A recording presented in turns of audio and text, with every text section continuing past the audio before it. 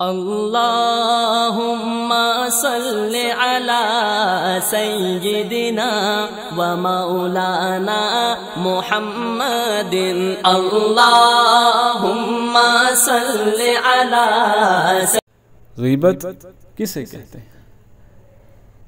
قال رسول اللہ صلی اللہ علیہ وسلم اتدرون ما الغیبہ؟ قالوا اللہ ورسولہ اعلم قال ذکرک اخاک بما یکرہ۔ نبی کریم صلی اللہ علیہ وآلہ وسلم نے صحابہ کرام سے دریافت کیا، کیا تم جانتے ہو غیبت کیا ہے؟ صحابہ کرام رضی اللہ عنہم نے کہا، اللہ اور اس کا رسول ہی بہتر جانتے ہیں۔ تب آپ صلی اللہ علیہ وآلہ وسلم نے فرمایا، تمہارا اپنے بھائی کی ایسی بات کا ذکر کرنا جسے وہ ناپسند کرتا ہو۔ تو ساتھیو، آج کی اس حدیث میں ہمیں معلوم ہوا ہے کہ غیبت ایک برا فعل ہے، ناپسندیدہ بات ہے۔ لیکن اگر دیکھا جائے تو اس کو ناپسندیدہ سمجھتے ہوئے بھی ہم کہیں نہ کہیں اس برائی میں مبتلا ہوتے ہیں۔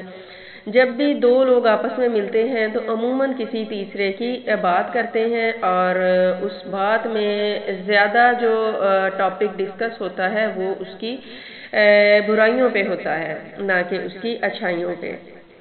تو یہی بات پھر غیبت کے زمرے میں آ جاتی ہے۔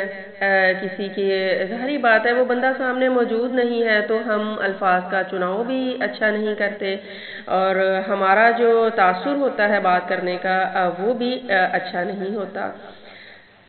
اگر یہی بات ہمیں اس کے سامنے کہنی پڑ جائے تو ہمیں ہچکچاہٹ ہوتی ہے کہ اسے بری لگ جائے گی یہ بات۔ ایک لمحے کے لیے اگر ہم سوچیں کہ یہ بات اللہ کو کتنی بری لگتی ہوگی کہ اس کے کسی بندے کے بارے میں کی جائے، خواہ وہ بات اس میں موجود ہے یا نہیں ہے۔ غیبت نہ صرف ایک برائی ہے بلکہ یہ ایسا گناہ ہے کہ اس کی توبہ اور ندامت کے باوجود ہمیں معافی نہیں مل سکتی جب تک کہ وہ شخص معاف نہ کر دے۔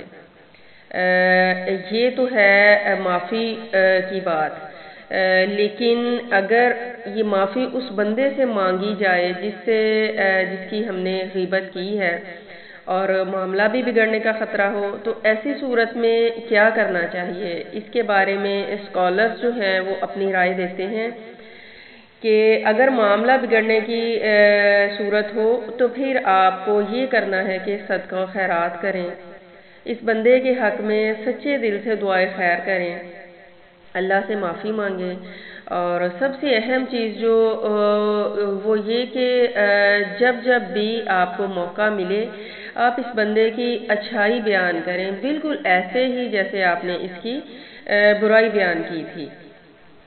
یہ غیبت ہی ہے جس کی وجہ سے آج ہمارے گھر جو ہیں میدان جنگ بنے ہوئے ہیں، محلوں میں، اداروں میں ناچاکی عام ہے۔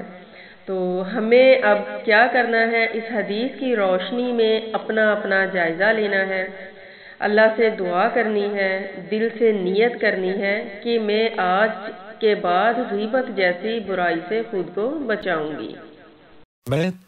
اللہم صل علی